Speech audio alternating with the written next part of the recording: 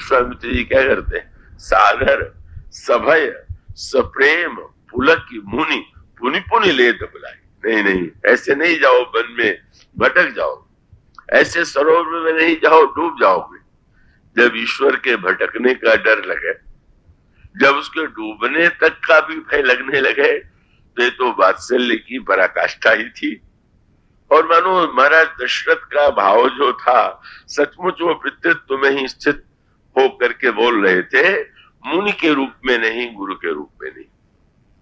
पर उसके पश्चात ये तो माधुर्य पक्ष था, जब ताड़का सामने आती है, और ताड़का के सामने आने के बाद अब तो आप स्मरण आता है कि हम तो राक्षस और इस ताड़का के वध के लिए ही तो लाए हैं, और आदेश देते हैं कि मारो।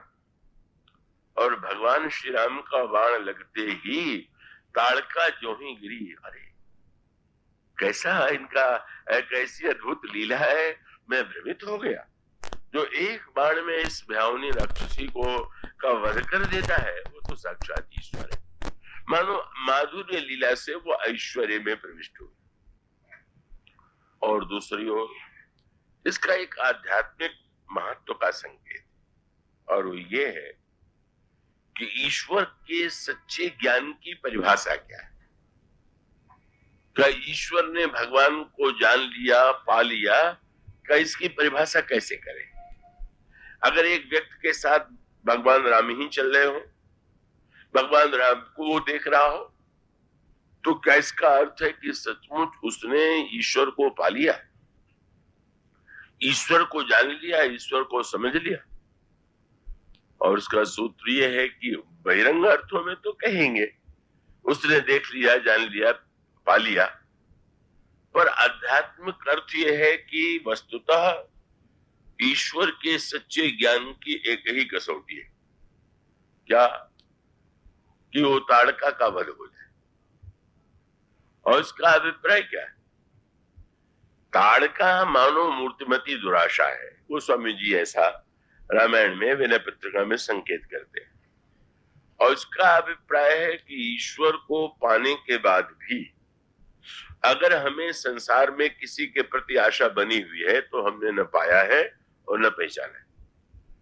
इसका अर्थ है कि पहली कसौटी है कि जिसने ईश्वर को पा लिया होगा, उसको संसार में किसी व्यक्ति से कोई आशा रही ही नहीं जाएगी। भगवान राम बड़े बस गंभीर स्वर में कहते हैं, कुछ लोग कहते हैं कि मैं आपका दास हूं, पर वो संसार में जहां तहां सबसे आशा लगाते हैं। और तब वो स्वयं प्रश्न करते हैं, मोर दास कहा ये नर आशा, करई तो कहो कहा विश्वासा। अगर सचमुच मेरी क्षमता पर विश्वास होता, और क्या उसके लिए संभव था कि वो संसार में उसके जीवन में कहीं किसी के प्रति आशा रह सकती थी। भक्ति में भगवान सर्वत्र ये कहते हैं, आठों जता लाभ संतोषा, सपने नहीं देखे बरदोसा, नम सरल सब सन छलहीना, मम भरोस ही अरस न दीना। मानो सूत्र यह है कि जब हम सच्चे अर्थों में ईश्वर को पा लेते हैं, पाने का अनुभव हमें हो जाता है, तो हमारे जीवन में संसार में किसी से कोई कुछ पाने की अभिलाषा और आशा से रह ही नहीं जाती। तो महर्षि ने जब देखा, ओहो ताड़का थी, अब उसका भी निषेध कर दिया गया, तो मानो अब ऐसा लगा कि सचमुच ईश्वर हमारे निकट आ गया। मैंने पत्रिका में गोस्वामी जी ने एक बात कही, श्रद्धेय स्वामी जी महाराज ने भी इसकी और दूसरे अर्थों में संकेत किया था कि भाई भगवान के द्वारा कोई वस्तु मिल जाए, तो उसके द्वारा अगर हम ये समझ लें कि यही सर्वोत्तम वस्तु है और यही कृपा का लक्षण है, तो ये कृपा की व्याख्या अधूरी होगी। वस्तुतः कृपा का वो भी एक संकेत है का माँ जब बच्चे पर प्रसन्न होती है तो उसे मिठाई भी दे देती है, खिलौना भी दे देती है, ये भी उसके स्नेह का ही प्रतीक। लेकिन माँ उस बालक को उसके देने के साथ साथ तो वो ये चाहती है कि हमारा बालक योग्य बने, पुरुषार्थी बने, बड़ा हो, और उसको ये चिंता होती है। इसी प्रकार से इन वस्तुओं के द्वारा जो ईश्वर की कृपा है, वो तो संसार में भी वस्तु पा करके हमें प्रसन्नता होती, और भगवान से वस्तु मिलकर प्रसन्नता हुई तो प्रसन्नता तो एक जैसी प्रतीत होगी। और तब मानो यह जो एक समस्या है कि भगवान को हमने पा लिया, उसकी क्या कसौटी है। वो स्वामी जी ने दोहावली रामायण में एक बात कही, मैंने पत्रिका में दूसरी बात कही, प्रभु मुझे आप अपना लीजिए। तो क्या तुमको लगता है कि मैंने तुम्हें अभी नहीं अपनाया है? तो महाराज आपने अपनाया होगा, लेकिन मुझे तब लगेगा जब मैं ऐसा हो जाऊंगा। कब? बोले अपनायो तब जानी हो जब मन फिरी परी है, और यही सुभाय विषयन लगे तही सो छल छाण नेह नाथ सो करी। प्रभु मैं तब समझूंगा कि आपने मुझे अपना लिया है अगर अब भी मेरा मन संसार की ओर जाता है, विषयों की ओर जाता है, तो हम कैसे मान लें कि आपने मुझे अपना लिया है। और मुझे उस अपनत्व का भान हो रहा है, जो जिस सहजता से मेरा मन विषयों की ओर जाता है, उतनी ही सहजता से जब आपकी ओर जाएगा, बिना प्रयत्न के निरंतर हमारा मन आपके रस में डूबा रहेगा, तभी मैं अनुभव करूंगा कि सचमुच आपने मुझे अपना लिया। इसका अभिप्राय यह है कि लक्ष्य जो है, कब बच्चे को माँ ने दे दिया तो उतने को उस स्नेह वात्सल्य देखने के बाद भी माँ उसे और कुछ देगी, उसे योग्य बनावेगी, यही माँ के वात्सल्य का परिणाम। तो ऐसी स्थिति में ये जो कसौटी है, इसका अभिप्राय यह है कि महर्षि विश्वामित्र जो है उस कसौटी के आधार पर नहीं, अब दुराशा मिट गई, कोई दुराशा नहीं है, और वो दुराशा मिटते ही ये ज्ञान हो गया कि बस अब राम मुझे मिले, ये राम ईश्वर हैं, एक संकेत में। पर उसके बाद बड़े महत्व की बात, महर्षि विश्वामित्र ने कहा कि राम मैं तुम्हें कुछ विद्याएं दूंगा। और उन्होंने जितने अस्त्र शस्त्रों का ज्ञान था, उस वो अस्त्रों का प्रयोग, शस्त्रों का प्रयोग तो छोड़ चुके थे, लेकिन ज्ञान तो उनको था ही। तो श्री राम को उन्होंने सारे अस्त्र शस्त्र बता दिए और ये कह दिया कि मैं तुम्हें ऐसी विद्या दे रहा हूं जिस मंत्र का स्मरण करने से भूख प्यास का कष्ट नहीं होता है। आप पढ़ के और आश्चर्य होता है। जब तक ईश्वर नहीं समझ चुके थे तब तक विद्या देते तो ठीक थी कि बालक को भूख प्यास लगती है, भूख प्यास न लगे, या शस्त्रों का कम ज्ञान हो तो अधिक ज्ञान हो जाए। वो स्वामी जी कहते हैं कि ईश्वर को पहचान करके तब उन्होंने विद्या दिया। तो महाराज ये तो उल्टी बात हो गई। और तब वो स्वामी जी ने एक शब्द के द्वारा सूत्र दे दिया जिसकी चर्चा भी चल रही थी। क्या? बोले तब ऋषि निज नाथ ही दिए चीनी विद्या निधि कह विद्या दीनी। मानो जैसे नदी समुद्र में जाकर के धन्य होती है, उसी प्रकार से विश्वामित्र जी ने अपनी विद्या को धन्य करने के लिए दिया, उनको वस्तुतः उनकी समस्या का समाधान करने के लिए नहीं दिया। इसका अभिप्राय यह है कि अब शस्त्र और शास्त्र इन दोनों का प्रयोजन पूरा हो गया और अब बस आप में ही वो है, आपकी वस्तु है वो आप में ही रहे। इसलिए गोस्वामी जी का शब्द है विद्या निधि का विद्या दीनी। विद्या निधि को उन्होंने विद्या दिया, माने वह समर्पण अपनी वस्तु का नहीं। नदी जब समुद्र को जल देती है तो जल उसका थोड़ी होता है। कहा अगर वो जल वर्षा से आया हुआ है, मेघ के माध्यम से आया है, तो मेघ तो समुद्र से ही बना है। अन्यत्र जो जल उसे प्राप्त हुआ है अपना नहीं है।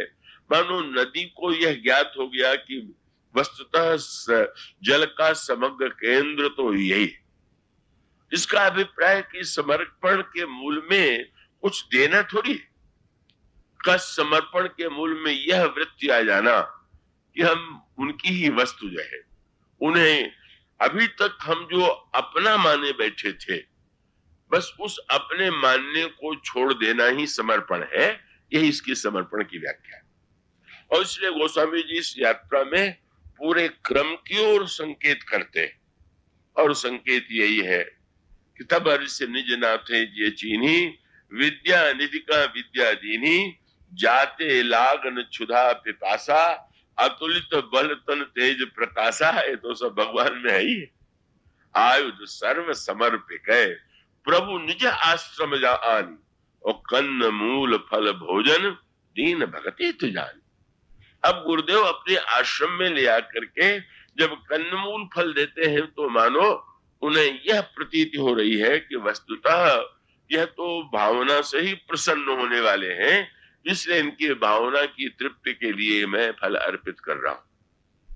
तो इस पूरी यात्रा में समर्पण के क्रम का संकेत आपको मिलेगा। और उसका अभिप्राय है कि पहले महाराज दशरथ का समर्पण, फिर विश्वामित्र जी का समर्पण, और उसके बाद लेकर के जनकपुर जाते हैं। जनकपुर में क्या होता है? महाराज जनक का समर्पण। ये तो पूरा प्रसंग ही समर्पण की यात्रा है जो मिलता है का। इसीलिए धनुष जब कोई तोड़ेगा तो मैं उसे अपनी कन्या दूंगा, तो ये तो कोई समर्पण नहीं हुआ। तो कोई व्यक्ति आपका ये काम करेगा, बदले में आप ये देंगे। भगवान इसीलिए नहीं उठे। अच्छा, तो अब हमें सीता जी को पाने के लिए जनक की प्रतिज्ञा, उनकी शर्त मानना जरूरी है। वो कहते हैं कि जब कोई धनुष तोड़ेगा तो उसे मैं कन्या दूंगा, तो बिल्कुल नहीं उठे। वो तो जो चाहने वाले थे उठ खड़े हुए, उनमें तो भाग दौड़ मच गई, भगवान बैठे हुए। तो अब वो उसका उद्देश्य क्या था?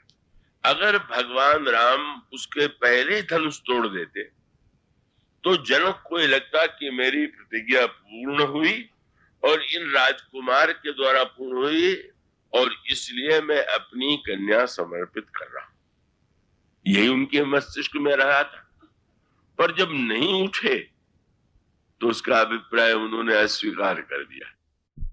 बोलिए, आप लोगों में जो लाभ इस धनुष को तोड़ने से मिलने वाला है, क्या कोई उसे छोड़ सकता है? कहू का प्रश्न था, कहू का यह लाभ न भावा, काहू न शंकर चाप चढ़ावा, रहो चढ़ाऊ बतौर भाई, तिल भर भूमि न सके छुड़ाई, अब जन को माखे भट मानी, वीर विहीन मही में जानी, तजवास। आशा छोड़ दो। ज्ञानी ने दूसरों को आशा छोड़ने का उपदेश दिया, स्वयं बेचारे आशा लगा बैठे थे। तब उसका उत्तर लक्ष्मण जी ने दिया। लक्ष्मण जी का व्यंग्य ये था कि आप यदि ये मानते हैं कि आप में समर्पण वृत्ति है, आप में दान वृत्ति है, आप दूसरों को देना चाहते हैं, तो आपने ये भ्रम कैसे पाल लिया कि ऐसा कोई व्यक्ति ही नहीं हो सकता जिसमें लोभ न हो? तो बड़ा आपका ये सात्विक अभिमान, तो कोई ऐसा होगा ही नहीं। जब उन्होंने कहा कि धनुष को मैं तोड़ दूं, तो न तो उन्हें धनुष तोड़ना था, उनका अभिप्राय था कि इस धोखे में न रहिए कि तोड़ने की शक्ति नहीं, तोड़ने की क्षमता होते हुए भी ये आपकी कितनी अविवेकमयी भाषा है। कहीं जनक जस अनुचित बानी। आप जैसा व्यक्ति कह रहा है कि जहां पर भगवान स्वयं विद्यमान हो, बैठे हुए हो, और आप जैसा ज्ञानी जो उन्हें पहचानने का दावा कर चुका हो, जिसने ये कहा हो कि ब्रह्म जो निगम नेति कही गावा, वह वेशधरी कोई सोई आवा, का वो जो है ये कहने लगे कि कुछ कोई है ही नहीं। और जब वो बात उन्होंने उनके उस सात्विक अभिमान को विनष्ट कर दिया, तब संत ने भगवान राम से कहा, उठो राम बंजहु भव चापू, मेटहु तात जनक परितापू।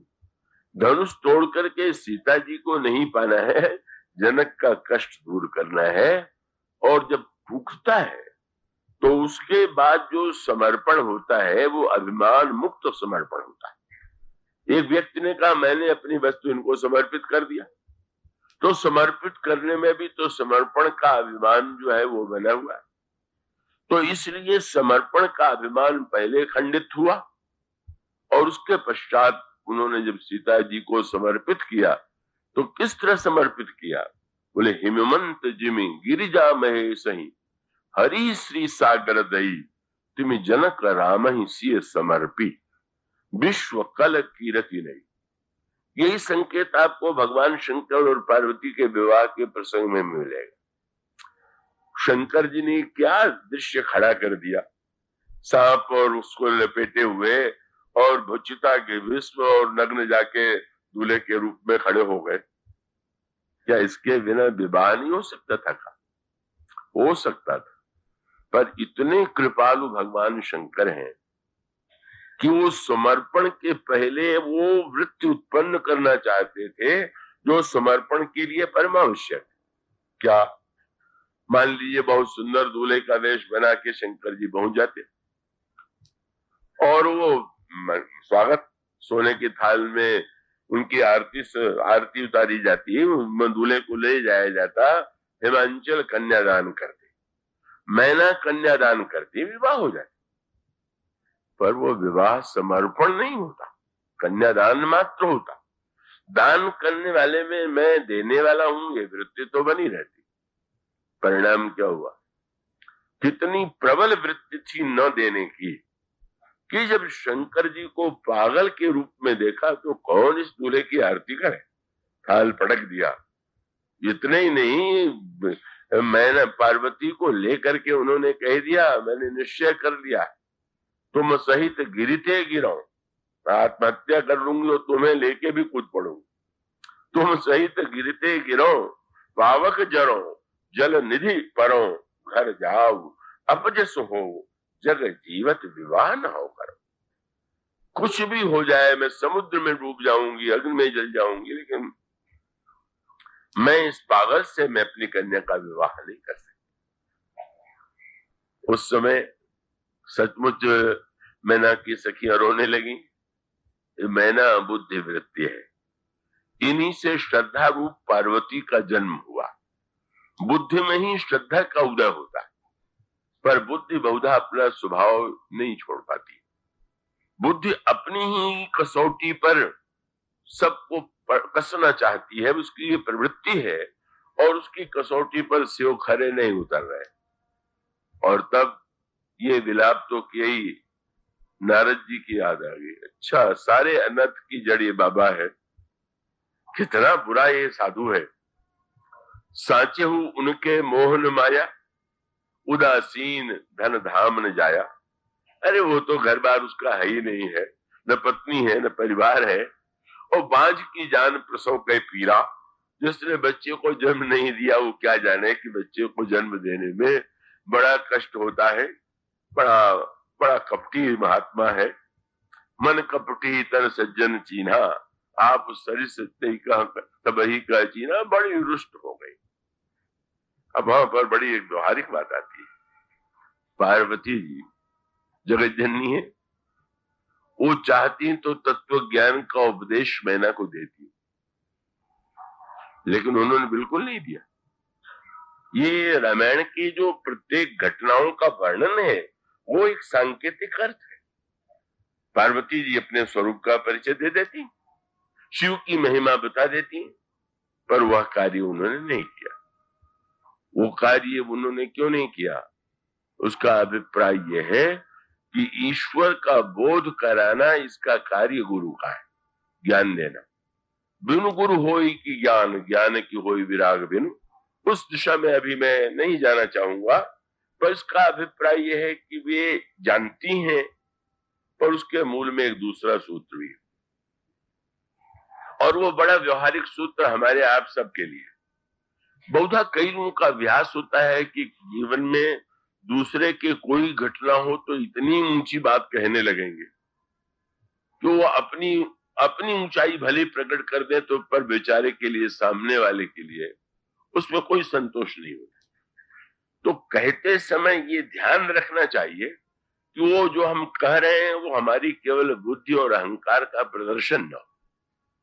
कि हम दिखाना चाहें कि हम कितने विरागी, कितने ज्ञानी, कितने ऊंचे हैं। बिल्कुल उन्होंने व्यवहारिक भाषा में कहा, जो बिल्कुल संसारी भाषा है। उन्होंने यही कहा, मां तुम क्यों कलंक लेती, कब क्यों जन ले हो मां तू कलंक, करुणा परिहरहु अवसर नहीं। क्यों मेरे दुख सुख जो लिखा ले लार हमारे, जा बजह पाऊ बताई। मेरे मस्तक में जो दुख सुख लिखा है, तुम जानती हो कि जो व्यक्ति के कर्म का परिणाम प्रारब्ध है, जो उसके मस्तक में लिखा हुआ ही मिलता है। अगर मेरे मस्तक में पागलपति ही मिला है तो आप क्या कर लेंगे। कर्म लिखा जो बाउर नाहू, तो कत दोष लगाइए काहू। तुम सन मिट्टी की विधि के अंका, मां तो व्यर्थ जन देव कलंका। केवल प्रारब्ध, केवल कर्म, मां तुम्हें सोचना चाहिए कि तुम क्या कर सकती हो। मानो उन्होंने व्यवहारिक जगत में एक बच्ची के समान, जो बड़ी बुद्धिमती है, जो बड़ी ऐसे अवसर की बात बताना चाहती है, मानो संकेत था कि अगर मान लो तुम आज मुझे योग्य पति के रूप में किसी को चुन दो और कल पागल हो जाए तब तुम क्या करोगी। अगर मेरे भाग्य में पागल पति है तो आप क्या कर सकते। आप सोचिए, आप न विचार कीजिए, लेकिन उनको पूरा संतोष नहीं हो रहा है। और उधर समाचार मिल गया, नारद जी वो तो प्रतीक्षा में बैठे थे कि अब बड़ी हड़बड़ी गड़बड़ी जो हुई है, अब क्या होने वाला है। बस समाचार मिल गया कि इस समय इतनी मैना क्रुद्ध है कि आप भूल के भी सामने न जाइएगा। नहीं नहीं, और आपने नारद जी ने सप्तर्षियों से कहा, अकेले तो मेरा जाना ठीक नहीं रहेगा, आप सातों भी मेरे साथ चले चलिए। और पहुंच गए, और पहुंच जाने के बाद उनके अंतःकरण की जो वृत्ति थी उसका संशोधन हुआ। समर्पण के पहले जिस वृत्ति का उदय होना चाहिए वो बिना इस प्रसंग के नहीं हो सकता। और तब गोस्वामी जी ने लिखा कि नारद जी उपदेश देने लगे। अब संकोच भी मैंने को सुनना ही पड़ा, और सुनना पड़ा तो उन्होंने ये कहा कि आप इतनी चिंतित हैं अपनी कन्या को लेकर के, ऐसा क्यों।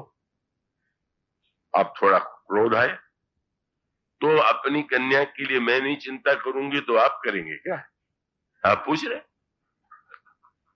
तो नारद जी पूछते हैं कि पहले मुझे पता चल जाना चाहिए कि आप इनकी बेटी हैं कि ये आपकी बेटी। ये यहीं से प्रारंभ हो गया। कौनों ने ये कहा, जगदम्बा, ये जिसे तुम अपनी पुत्री मानती हो वो तुम जानती नहीं हो।